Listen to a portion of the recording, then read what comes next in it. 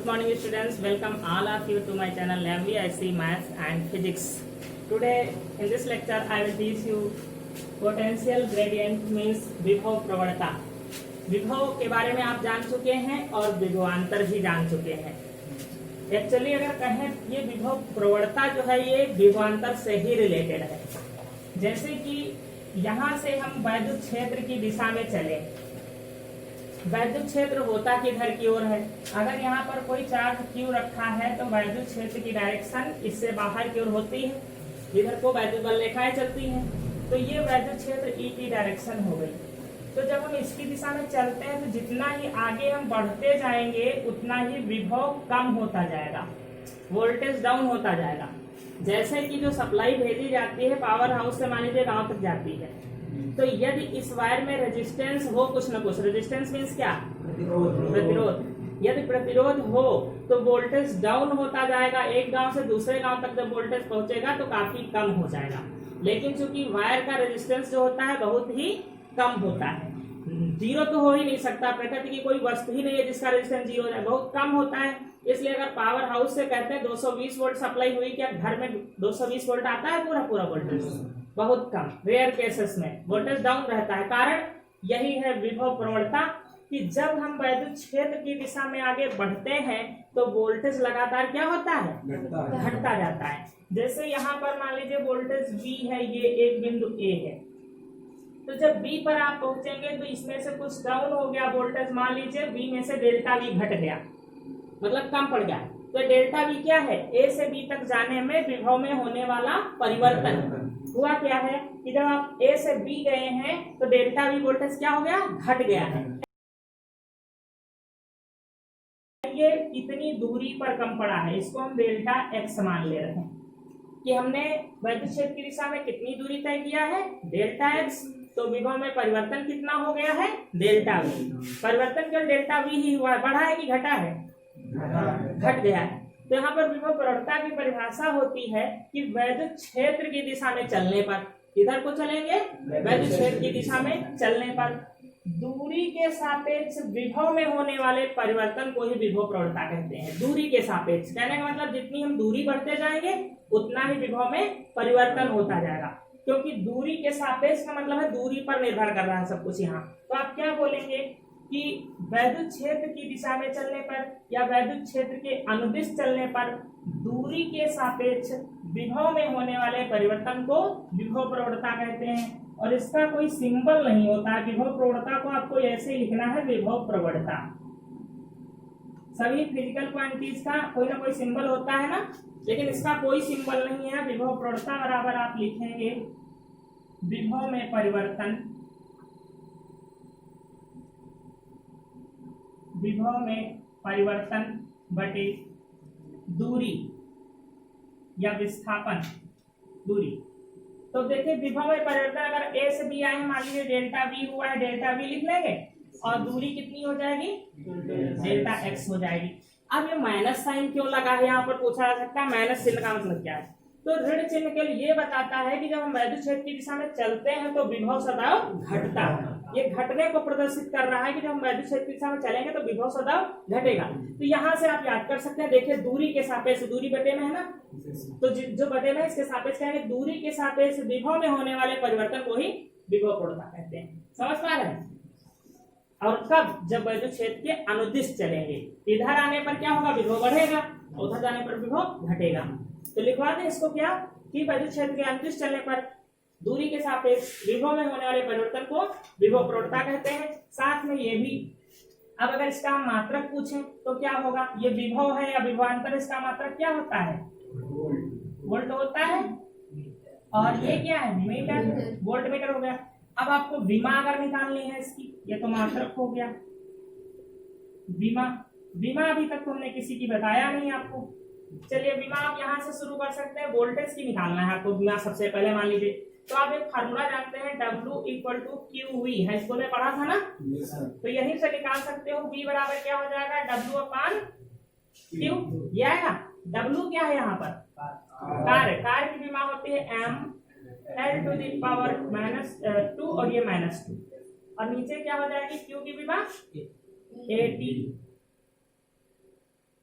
विमा वैसे इंटर में आती नहीं है, तो पहले m लिखेंगे, तब l लिखेंगे, उसके बाद t लिखेंगे। t की पावर यहाँ 1 है, ये ऊपर जाएगी कितनी हो जाएगी, -3 हो जाएगी ये ऊपर जाने पर, और a की पावर हो जाएगी -1। तो विभव की विमा आप याद कर लीजिए, एक तो विभव की विमा, ठीक, और एक प्रतिरोध की विमा याद कर लीजिए। समझ लीजिए फर्स्ट फिजिक्स में सारी विमाएं आप निकाल सकते हैं। तो ये विभव की विमा हो गई, हम यहाँ पर रख देंगे m l स्क्वायर t -3। वैसे ये स्क्वायर नहीं पढ़ा जाता है, विमा कहा जाता है, इसकी विमा इतनी ऐसे, और नीचे मीटर है, इसकी विमा क्या होगी l। तो इसकी विमा क्या आ जाएगी, l यहाँ पर पावर 1 है, अगर ऊपर ले जाओगे तो इसमें से एक पावर घट जाएगी ना, m l की पावर 1 बचेगी, a की l कट गया, -3 एंड a की विमा -1। इसका पढ़ने का जो सही तरीका है वो है m की विमा 1, l की विमा 1, t की विमा -3, a की विमा -1, ऐसे पढ़ा जाता है, ठीक है। तो आप यहाँ पर मात्रक और विमा, असल में इसका मात्रक पूछा जाता है अक्सर और विमा भी पूछी जाती है, इसलिए ये याद आ गया, बता रहे हैं। अदरवाइज फिजिक्स में पूरे आप प्रतिरोध की विमा, विभव की विमा याद कर लीजिए, सब कुछ होता चला जाएगा, ठीक है। लिखें, विभव प्रवणता तथा वैद्युत क्षेत्र की तीव्रता में संबंध। वैद्युत क्षेत्र की तीव्रता को किस लेटर से आप रिप्रेजेंट करते हैं, ई से। आपको डेरिवेशन करना है V और P और विभव प्रवणता के बीच, यही आपका फिगर रहेगा, इसी से रिलेटेड है। मान लीजिए वैद्युत क्षेत्र की तीव्रता E, ये अगर प्लस आवेश है तो बाहर की ओर होगी, ये कोई बिंदु A और B, इनके बीच जो विभवांतर है वो डेल्टा V है, और ये जो डिस्टेंस है ये कितनी है, डेल्टा x। हमको अगर यहाँ न्यूमेरिकल एनालिसिस में लिखना हो तो हम कहेंगे कि A से B के बीच विभवांतर डेल्टा V है और इनके बीच की डिस्टेंस डेल्टा x है, या इसको विस्थापन भी आप कह सकते हैं, क्योंकि हम आवेश को, एक परीक्षण आवेश है Q0, हम इसको विस्थापित करेंगे किसी भी दिशा में, किया गया कार्य निकालेंगे, उससे विभव निकल के आएगा। तो देखिए वैद्युत क्षेत्र में ही एक परीक्षण आवेश Q0 जो कि बिंदु B पर रखा हुआ है। अब ये पॉजिटिव चार्ज है, ये भी पॉजिटिव चार्ज है, तो इस पर कैसा फोर्स लगेगा, रिपल्सन और अट्रैक्शन, रिपल्सन अट्रैक्शन प्रतिकर्षण, चलिए ठीक, प्रतिकर्षण, प्रतिकर्षण बल लगेगा, और ये बल लगेगा जब तो ये आवेश किधर भागेगा, वैद्युत क्षेत्र की दिशा में। इस पर प्रतिकर्षण बल लगेगा तो किधर भागेगा, वैद्युत क्षेत्र की दिशा में। और ये जो बल होगा F, ये Q आवेश वैद्युत क्षेत्र में रखा है, तो इस पर जो बल लगता है वो किससे निकालते हो, QE, बल बराबर Q और E लेते हो यहाँ पर आवेश और वैद्युत क्षेत्र। तो ये बल लग रहा है वैद्युत क्षेत्र की दिशा में।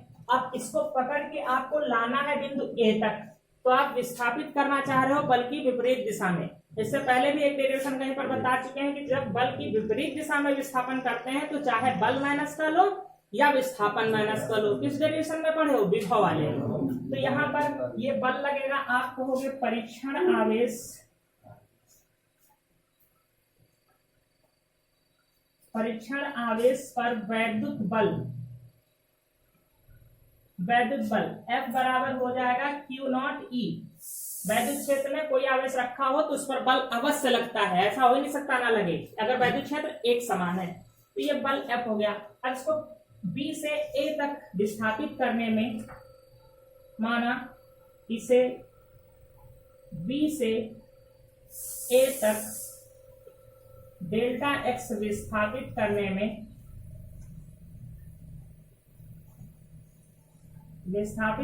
में,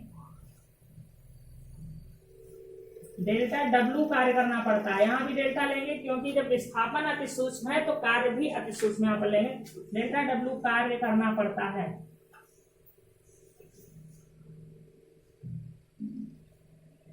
ये तो कार्य बराबर फार्मूला क्या होता है, कार्य बराबर क्या होता है, बल गुणे विस्थापन।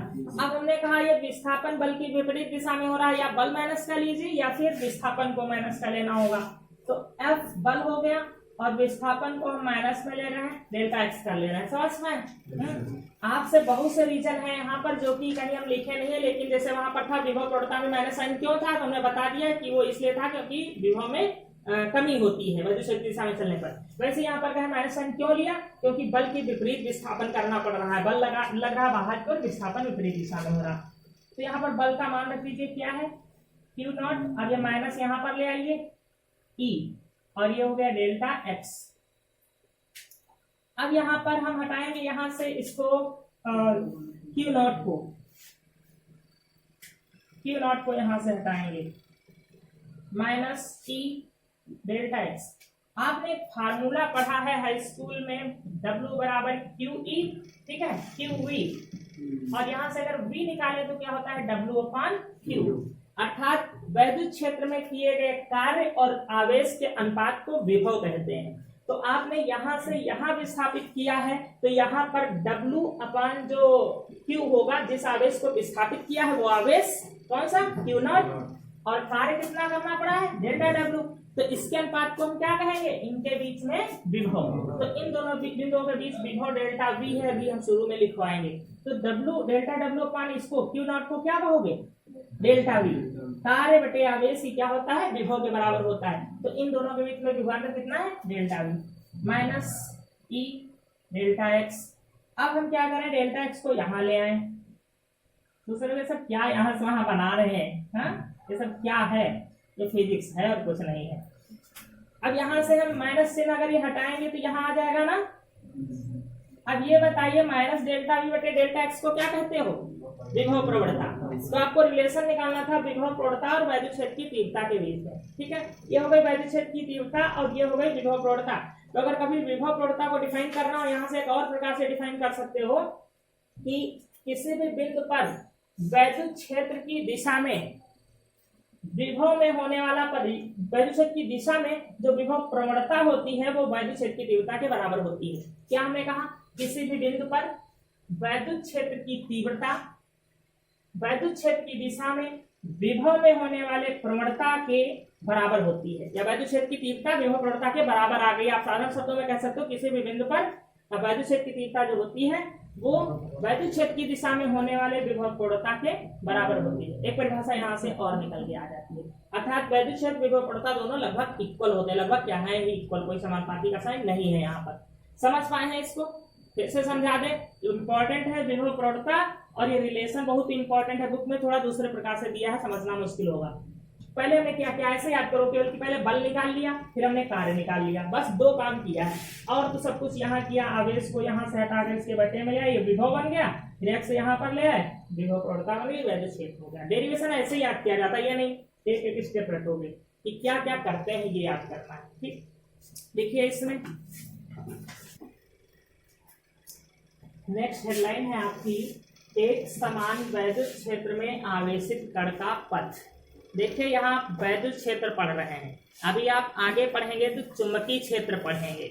यहाँ पर आपको बेसिकली दोनों में डिफरेंस बता दें। देखिए आवेशित कण का पथ यहाँ याद कर रहे हैं तो केवल और केवल परवलयाकार होगा। जब आपसे वैद्युत क्षेत्र में किसी भी आवेश का पथ पूछा जाए, चाहे वो ऋण आवेश हो चाहे धन आवेश हो, तो उसका पथ परवलयाकार होगा। परवलयाकार क्या होता है, तो साधारणतया आप लोग परवल जानते हैं, ऐसा होता है ना, साधारणतया परवल की स्ट्रक्चर ऐसी होती है तो पथ ऐसा होगा, तो इसको परवलयाकार कहते हैं। लेकिन ये साइंटिफिक मैथमेटिकल डेफिनेशन नहीं है। मैथमेटिकल डेफिनेशन ये है कि कोई भी हम सूत्र को डेरिवेट करें, उसमें अगर दो वेरिएबल आ जाए, दो चर आ जाए, जैसे एक्स और वाई दो चर आ गए, किसी एक का स्क्वायर है और एक का स्क्वायर नहीं है, तो ऐसे सभी समीकरण हम परवलय के समीकरण कहेंगे। क्या होनी चाहिए कंडीशन कि दो चर होने चाहिए, एक का स्क्वायर है एक का स्क्वायर नहीं है। मैथ वाले फर्स्ट ईयर में पढ़ के आए हैं, y square equal to 4ax, 4ax, x square equal to 4ay, ऐसे सब समीकरण पढ़ के आए हो ना। दो ये होते हैं, दो माइनस वाले। तो आप देखिए दो वेरिएबल है एक्स एंड वाई और एक का स्क्वायर है दूसरे का नहीं है, तो ये सभी समीकरणें क्या होती है, परवलय की समीकरणें होती है। तो जो हम वैद्युत क्षेत्र में आवेशित कण का पथ पढ़ेंगे वो सदैव कैसा होगा, परवलयाकार। ऑब्जेक्टिव क्वेश्चन बहुत आता है आपके एग्जाम में भी, कंपटीशन में भी बहुत बार आ चुका है। और जब हम चुंबकीय क्षेत्र अप्लाई करेंगे, किसी आवेश उसमें कोई आवेश गतिमान होगा, तो तीन प्रकार के पथ हो जाते हैं। एक हो जाता है वृत्ताकार, एक हो जाता है सरल रेखीय अर्थात सीधा बिल्कुल पथ हो जाता है, एक कुंडलिनी आकार का हो जाता है। कुंडली क्या होती है, जैसे स्प्रिंग की तरह ऐसे ऊपर की ओर चला जाए। तो वहां पर तीन प्रकार के पथ हो जाते हैं, लेकिन यहाँ केवल पथ एक होता है। ये आपको बेसिक डिफरेंस याद रखना है सभी में।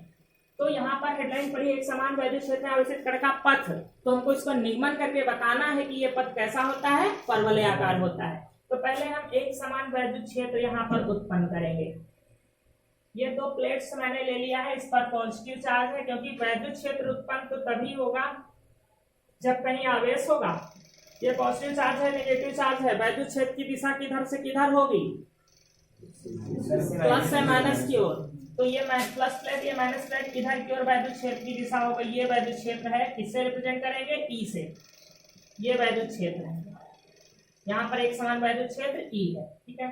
अब इसमें हमको किसी आवेश को डाल देना है। मैं एक इलेक्ट्रॉन को ले लिया, इलेक्ट्रॉन का चार्ज कैसा होता है, माइनस चार्ज होता है। तो इसको मान लीजिए मैंने v वेग से ऐसे गतिमान करा दिया, इसको वेग मैंने दिया है v वेग दिया है, और ये यहाँ बिंदु O से गतिमान हो रहा है। और इसको मैंने जो फेंका है वो वैद्युत क्षेत्र के बिल्कुल परपेंडिकुलर है। वैद्युत क्षेत्र ऊपर से नीचे की ओर ये ऐसे जा रहा है, अर्थात आवेश का इस समय वेग और जो वैद्युत क्षेत्र है उसके बीच कोण कितना है, 90 डिग्री का। तो जैसे ही ये इसमें आवेश प्रवेश करेगा तो इसका होगा क्या, ये ऋण आवेश है, किधर भागेगा, धीरे धीरे धन प्लेट की ओर भागता चला जाएगा ना। जितना ही ये इसके अंदर प्रवेश करेगा इसका वेग जो होगा वो वेग के कारण ये जो है इधर भी चलेगा, सीधे भी चलेगा, क्योंकि वेग है इसके पास, गति है, तो ये सीधे भी चलेगा और धीरे धीरे ये जो प्लस प्लेट है ये अपनी ओर अट्रैक्ट कर लेगी, ये ऐसे पथ पर चलेगा। पता चल रहा है कि ऐसे चलना चाहिए कि मैंने फेंका, जैसे किसी बॉल को ऐसे फेंकते हो तो वो सीधे भी कुछ दूर तक जाती है, फिर धीरे धीरे पृथ्वी की तरफ डाउन होती है ना, तुरंत तो नहीं डाउन हो जाती। तो तुरंत क्यों नहीं डाउन होती है, क्योंकि आपने ऐसे फेंकर वेलोसिटी उसको दी है ना। तो जो वेलोसिटी दी है, पहले एनर्जी आपने वेस्ट किया, उस एनर्जी के अनुसार कैसे चलेगी, सीधे, फिर धीरे धीरे पृथ्वी की ओर डाउन होगी, पृथ्वी इसको ग्रेविटेशनल फोर्स के अकॉर्डिंग अट्रैक्ट करेगी। तो वही यहाँ पर हो रहा है, यहाँ पर ग्रेविटेशनल फोर्स नहीं, यहाँ पर कौन सा है, इलेक्ट्रिक फोर्स, मतलब वैद्युत बल है, वो धीरे धीरे इसको अपनी ओर अट्रैक्ट कर रहा है। तो अब यहाँ पर सबसे पहले आप देखें कि माना ये जो है इधर की ओर विस्थापन O से लेकर के A तक हुआ है x माइनस, ये हो गया, ये विस्थापन x है, और जो इसको कहेंगे क्षैतिज विस्थापन, और ये जो विस्थापन है ये y हुआ है, तो ये ऊर्ध्व विस्थापन है। तो देखो बल यहाँ पर एक लग, ये आवेश जो है उधर चला क्यों गया प्लस प्लेट की ओर, क्योंकि इस पर एक बल लग रहा है, और वो बल कौन सा लग रहा है, वैद्युत बल लग रहा है। यहाँ पर बहुत सी छोटी छोटी चीजें हैं कि ये क्यों चला गया प्लस प्लेट की ओर, क्योंकि यहाँ पर वैद्युत बल लग रहा है F बराबर QE, इस पर बल लग रहा है F इक्वल टू QE, लेकिन यहाँ पर Q की जगह हम किसको ले रहे हैं, इलेक्ट्रॉन को। तो यहाँ पर हम क्या लिखेंगे, Q की जगह E। स्मॉल ई क्या है, इलेक्ट्रॉन का आवेश, और कैपिटल ई क्या है, वैद्युत क्षेत्र। अब ये बल लगा, इस बल के अनुसार ये जा रहा है। न्यूटन का सेकंड नियम क्या कहता है, दूसरा नियम क्या कहता है, बल तभी लगेगा जब कहीं त्वरण होगा, ये न्यूटन का दूसरा नियम कहता है। इसका मतलब इसमें कोई ना कोई त्वरण होगा, और उस त्वरण की दिशा क्या होगी, माइनस प्लेट से प्लस प्लेट की ओर। वैद्युत